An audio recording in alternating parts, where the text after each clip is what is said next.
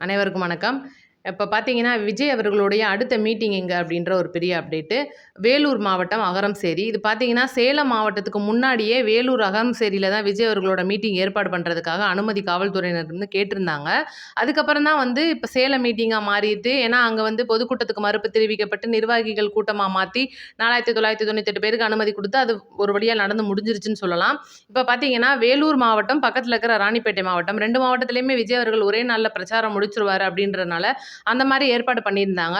ஆனா மக்களுடைய வருகை அதிகமா இருக்கு மற்றும் அந்த வழிப்போக்கர்கள் அதிகமா வந்து விஜய் அவர்கள பின்தொடர்றது, இந்த மாரி வந்து அதிகமா இருக்கிறனால, வேலூர் மாவட்டத்துக்கு மட்டுமே வந்து அந்த ஒரு நாள பிப்ரவரி 23ஆம் தேதி அன்று செலக்ட் பண்ணியிருக்காங்க. இதுக்கு முன்னாடி பார்த்தீங்கன்னா, மாவட்ட செயலாளர் வேல்முருகன் அவர்கள் ஆல்ரெடி வந்து எஸ்பி அவர்கள்ட்ட போய் அனுமதிலாம் கேட்டு மனுலாம் குடுத்துருப்பாங்க.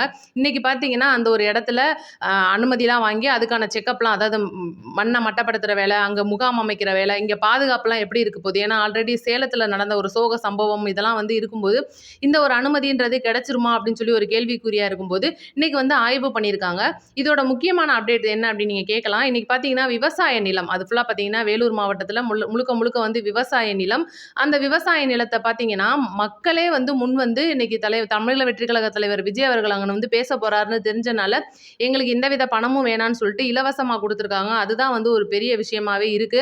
ஏன்னா எந்த ஒரு தலைவருக்குமே இந்த மாரி நடந்ததில்ல. இப்போ ஒரு அரசியல் மீட்டிங் நடக்க போது, ஒரு நாள் வாடகைக்கு வேணும், இவ்வளோ பணம் குடுங்கன்னு சொல்லி கேட்கிறவங்களுக்கு மத்தியில, இன்னைக்கு விஜய் வந்து இங்க பேச போறாரு. ஒரு 3 மணி நேரம், 4 மணி நேரம் தான் பேச போறாரு. ஆனா அதுக்கு முன்னாடியே வந்து ஏற்பாடுகள்ன்றது பயங்கரமா பண்ணணும். கிட்டத்தட்ட அந்த இடம வந்து ஒரு 1 வாரத்துக்கு கண்ட்ரோல்ல எடுத்து எல்லா வேலையும் பார்க்கணுன்றதுக்காக முழுக்க முழுக்க இலவசமா மக்கள் குடுத்துருக்காங்க. அது ஒரு பெரிய விஷயமா தான் பார்க்குறோம். இப்போ கூட சேலத்துல அந்த ஒரு மீட்டிங் நடந்து முடிஞ்சு, அங்க ஒரு வடமாநில இளைஞர் வந்து ஒருத்தர் மோசமான முறையில இறந்திருக்காரு. அதுக்கான விசாரணையுமே போயிட்டுருக்கு. இப்ப நெறைய பேர் வந்து கேட்கிறதே அதுதான். நெறைய பேர் கமெண்ட்ல கேட்குறீங்க, தமிழக வெற்றி கழக சார்புல அவருக்கு எதுவுமே பண்ணலையாக்கா அப்படின்னு கேட்குறீங்க. அவருக்கு வந்து ரூ. 5,00,000 வந்து நிதியுதவி குடுக்கிறதா சொல்லியிருக்காங்க. இன்னும் வந்து ரூ. 3,00,000 முன்னாடியே குடுத்து அவரோட இறுதி சடங்கு பணிக்காக, ஏன்னா அவங்க குடும்பம் வந்து ஏழ்மையான நிலைமை. 2வது மகாராஷ்டிராவுக்கு வந்து அவரோட உடம்ப எடுத்துட்டு போறதுல வர செலவு எல்லாமே பார்க்கறதுக்காக முன்பணமா ரூ. 3,00,000 குடுத்துருக்காங்க. இன்னும் ரூ. 2,00,000 வந்து இன்னும் கொஞ்சம் நாள்ல குடுத்துருவாங்க. இதுதான் வந்து அந்த சேலத்தோட அப்டேட்டு. நீங்க கேட்டதுக்கு நான் ஆராய்ஞ்சு பார்த்து சொல்லியாச்சு. இப்ப பார்த்தீங்கன்னா, முழுக்க முழுக்க சேலம் வேலூர்ல இப்ப விஜய் அவர்கள் என்ன பேச போறாரு? இப்ப ஏற்கனவே நான் சொன்னது தான். இப்ப வேலூர பொறுத்தவரைக்கும், அங்க முழுக்க முழுக்க டிஎம்கேவோட ஆட்சின்றது அதிகமா இருக்கும். வேலூர் வந்து ஒரு விவசாய ஊர். அதாவது அங்க ஃபுல்லுமே வந்து பண்ணை, அது இதுன்னு வச்சு விவசாயிகள் பார்த்துக்கிட்டு இருக்கிற ஒரு ஊரு. பக்கத்துல பார்த்தீங்கன்னா, அந்த குடியாத்தம் ஊர் இதுல இருக்கிற எல்லாருமே வந்து ஒரு 5 தொகுதிகள் இருக்கு. 5 தொகுதியிலுமே கணக்கு பண்ணி, ஒவ்வொரு தொகுதிக்கும் 5000 பேர் வருவாங்க. அப்ப 5 தொகுதிக்கு அப்படின்னும்போது 25,000 பேருக்கு மிகாம வருவாங்கன்னு சொல்லிட்டு, இன்னைக்கு வந்து போய் கேட்டிருக்காப்ல நம்ம வேல்முருகன் அவர்கள் டிவிகே சார்பா எஸ்பி அவர்கள்ட்ட கேட்கும்போது, இதுக்கு என்ன மாதிரியான அனுமதி வரும்? என்ன மாதிரியான டைமிங்? இப்ப ஆல்ரெடி சேலத்துல எல்லாருமே சொன்னது தான். அது ஏன் நீங்க 12 டூ 3 டைம் கேட்டீங்க? இது வந்து அதிக வெயில் இருக்கிற நேரம். மக்களுக்கு வந்து ரொம்ப பாதிப்பா இருக்கும். உடம்புக்கு வந்து டீஹைட்ரேஷன் ஆகும். இது வந்து சரியில்ல. அதனால தயவுசெய்து 4 மணிக்கு மேல கேளுங்க. அல்லது 10 மணிக்கு உள்ள, அதாவது 12 மணிக்குள்ள முடிக்கிற மாரி டைமா கேளுங்கன்னு சொன்னனால, அவரும் அதையும் ஒரு கோரிக்கையா எடுத்துக்கிட்டு முன் வச்சிருக்காங்க. இதுக்கு வந்து முதல்ல நம்ம அனுமதி கிடைக்குமா? ஏன்னா இன்னைக்கு விஜய் அவர்களுக்கு ஒவ்வொரு மீட்டிங்லயும், ஒவ்வொரு பொதுக்கூட்டத்திலயும் சில சம்பவங்கள் வந்து நடந்துட்டே இருக்கு. இது வந்து எப்படி இந்த அளவுக்கு அனுமதி குடுப்பாங்க? குடுத்துருவாங்களா? எவ்வளோ தூரம் கெஞ்ச விட போறாங்க? எத்தன கண்டிஷன் போட போறாங்க? சேலத்துலலாம் 51 கண்டிஷன தாண்டி தான் இன்னைக்கு அந்த வேலை நடந்து முடிஞ்சிருக்கு அப்படின்னும்போது, வேலூர்ல எவ்வளோ கண்டிஷன் குடுக்க போறாங்க அப்படின்றது இன்னும் தெரியல. ஆனா எஸ்பி அவர்கள் ஆராய்ஞ்சு பார்த்து ஓகே பண்ணியிருக்காங்க. இடத்த மட்டும் ஓகே பண்ணியிருக்காங்க. பாதுகாப்பு நெறிமுறைகள்னு உங்களுக்கு ஏற்கனவே தெரியும். இப்ப வந்து இளைஞர்கள் வர்றாங்க.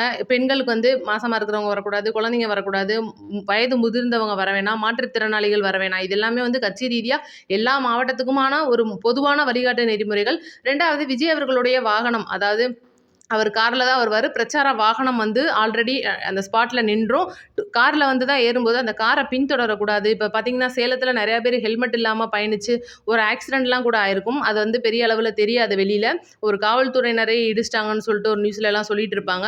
அந்த மாரிலாம் நடந்துறக்கூடாது அப்படின்றதுக்காக இன்னைக்கு ஏகப்பட்ட முன்னெச்சரிக்கைகள் நடவடிக்கை எடுத்திருக்காங்க.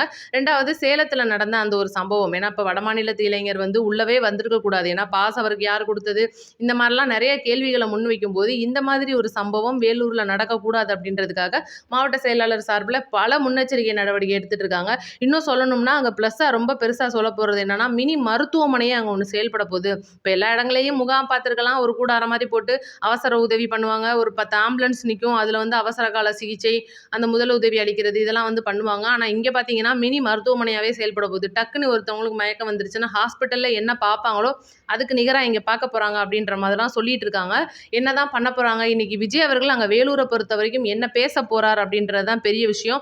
ஏன்னா இப்போ பார்த்தீங்கன்னா ஒவ்வொரு விஷயமும் வந்து இன்னைக்கு தமிழக வெற்றி கழகத்துக்கு எதிராகவே நடந்துகிட்டு இருந்தால் கூட ஒவ்வொரு கூட்டணின்றது இப்போ பார்த்தீங்கன்னா ஏடிஎம்கேலேருந்து ஒருத்தர் வந்து சேர்ந்திருக்காரு. இன்னும் வந்து கூட்டணி கணக்குக்கு ஆள் நிறைய பேர் வந்து காங்கிரஸ்லேருந்து வரதா சொல்லிட்டு இருக்காங்க. ஏன்னா திமுகலேருந்து காங்கிரஸ் பிரிய மாட்டாங்க, அவங்க வந்து ஒட்டி பிறந்த இரட்டை பிள்ளை மாதிரி பிரிய மாட்டாங்கன்னு தெரியும். ஆனால் காங்கிரஸ் சார்பில் அதிருப்தியாக இருக்கிற நம்ம மாணிக்கம் தாகூராக இருக்கட்டும், இங்கிட்ட இப்போ செல்வ பெருந்தகையாக இருக்கட்டும், இந்த மாதிரி ஆட்களில் அவங்களோட ஆதரவாளர்கள் வந்து இணைவாங்க அப்படின்ற ஒரு பெரிய பேச்சு அப்படின்றது போயிட்டு இருக்கு. அது வந்து இன்னமும் கட்சிக்குள்ளே இருக்கிற மறைமுக செய்தியாக தான் இருக்குது, இன்னும் அதிகாரப்பூர்வமாக வரல. கண்டிப்பாக வந்து இந்த ஒரு செயல் அப்படின்றது பெருசாக நடக்க போகுது. இன்னும் கூட வேலூரில் விஜய் அவர்கள் வேட்பாளர் பட்டியலை ஒரு முதல் கட்டத்தை அறிவிக்கிறதுக்கான அதிக வாய்ப்புகள் இருக்குது அப்படின்னு சொல்கிறாங்க. எந்த அளவுக்கு அது உண்மை அப்படின்றது விஜய் அவர்கள் பேசும்போது தான் தெரியும். இன்னும் நம்ம பொறுத்திருந்து தான் பார்க்கணும். இப்போ விஜய் அவர்களோட கூட்டம் அப்படின்னாலே இன்னைக்கு பார்த்தீங்கன்னா மொத்த நியூஸுமே தலைகீழாக மாறிடுது. பிரேக்கிங்காக வந்து இன்னைக்கு விஜய் அவர்களோட நியூஸ் தான் வந்து உட்காந்துருக்கு. உதாரணத்துக்கு நம்ம புதுச்சேரி மாவட்டத்திலையுமே இன்னைக்கு விசில் சின்னம் தான் கொடுத்துருக்காங்க, எல்லாருக்குமே தெரியும். ரொம்ப சந்தோஷமான விஷயம். இப்போ ஒரு கட்சி வந்து இன்னும் மாநில அந்தஸ்து வாங்காத ஒரு கட்சி, இப்போ தான் புது கட்சி, முதல் தடவை அரசியலில் தேர்தலே காண போகிற ஒரு கட்சி அப்படின்னும் போது இன்றைக்கி தமிழகத்தில் இருக்கிற எல்லா சட்டமன்ற தொகுதிக்கும் ஒரு விசில் சின்னத்தை கொடுத்தது மட்டும் இல்லாமல் இன்னொரு மாநிலமான புதுச்சேரியிலையும் அதே விசில் சின்னத்தை கொடுத்துருக்காங்கன்றது பெரிய விஷயமா இருக்குது. இது வந்து பல அரசியல் விமர்சகர்களையும் என்ன பேச்சு அடிப்படுதுன்னா, இது எப்படிப்பா சாத்தியமாகும், இப்போ இந்த சீமானன் தான் இருக்காரு, அவர்லாம் வந்து பிடிக்காத சின்னத்தை தான் கொடுத்தாங்க, ரொம்ப அழகழிச்சாங்க, இது எப்படி விஜய்க்கு மட்டும் எல்லாமே ப்ளஸ்ஸாக அமையுது அப்படின்னு சொல்லிட்டு, அப்போ ஒருவேளை ஏதோ பணம் விளாண்டுருக்கோம் அப்படின்ற மாதிரிலாம் பேசுகிறாங்க. இது வந்து மாநில சர்க்கார் அப்படின்றது எங்கே இருக்குது, மத்திய சர்க்கார் எங்கே இருக்குது, இன்றைக்கி வந்து மத்திய சர்க்கார் கையில் இருக்கிற தேர்தல் ஆணையமே வந்து மத்திய சர்க்கார் சொல்கிறது தான் கேட்கணும் அப்படின்ற ஒரு நிலைமையிலலாம் இருக்கும்போது அதை எதிர்த்துக்கிட்டு இருக்கிற விஜய் அவர்களுக்கு எப்படி இந்த மாதிரிலாம் நடக்குது அப்படின்னு சொல்லி ஒரு யோசனை இருக்குது. இருந்தாலும் நல்லது நடந்திருக்கு. ஏற்கனவே விஜய் சொல்லியிருப்பார், நம்ம ஆதவர்ஜுனா சொல்லியிருப்பாரு, தேர்தல் ஆணையத்தில் யாரோ நம்ம ஆள் ஒருத்தர் இருக்காப்புல, அவர் தான் இன்றைக்கி சின்னத்தை கொடுத்து ஹெல்ப் பண்ணிட்டு இருக்காப்லன்னு இருக்கலாம். அப்படி கூட இருக்கலாம். இன்னைக்கு வந்து விசில் சின்னம்ன்றது 2 மாநிலத்திலையும் ஒரே சின்னம் கிடைச்சிருக்குன்றது, இந்த சின்னமே வந்து இன்னைக்கு கட்சிக்கு தொடர போகுதா அப்படின்ற ஒரு பெரிய எதிர்பார்ப்பு இருக்கு. பாப்போம், பொறுத்திருந்து விஜய் அவர்கள் அகரம் சரியில என்ன பேச போறார் அப்படின்னு நம்ம பொறுத்திருந்து தான் பார்க்கணும். தமிழக வெற்றி கழக சார்பில் நிறையா போராட்டங்களில் வந்து இன்றைக்கி கலந்துட்டு இருக்காங்க ஒவ்வொரு நிர்வாகிகள். இப்போ அவங்கவுங்க ஏரியாவில் நடக்கிற போராட்டங்களுக்கு கலந்துட்டு இருக்காங்க, நம்ம பார்த்துட்ருக்கோம். இன்றைக்கி கூட பார்த்திங்கன்னா சென்னையில் ராஜ்மோகன் அவர்கள் மட்டும் இல்லாமல் நிறைய நிர்வாகிகள் போயிட்டு அரசு ஊழியர்கள் போராட்டத்துக்கு ஒரு சப்போர்ட் கொடுத்துருப்பாங்க. ஏன்னா இன்றைக்கி அரசு ஊழியர்கள் இல்லாமல் அரசு அப்படின்ற ஒரு தூணே வந்து இயங்காது. அது எந்த போராட்டம்னு உங்களுக்கு தெரியும். இப்போ சீமான் கூட போய் வாலண்டியராக நானும் ஜெயிலுக்கு போகிறேன் வண்டியில் ஏறி இருப்பார்ல, அந்த போராட்டத்துக்கு அனுமதி வாங்கி ஒரு குரூப்பாக வந்து தாவேகா நிர்வாகிகள் போய் தங்களோட சப்போர்ட்டை வந்து தெரிவிச்சுட்டு வந்திருக்காங்க. இந்த மாதிரி கண்ணுக்கு தெரியாத எத்தனையோ போராட்டங்கள்ல இன்னைக்கு தமிழக வெற்றி கழகம் ஈடுபட்டு இருக்காங்க. கண்டிப்பா தமிழக வெற்றி கழகம் ஈடுபட்ட ஒவ்வொரு போராட்டமும் வெற்றியில தான் போய் முடிஞ்சிருக்கு.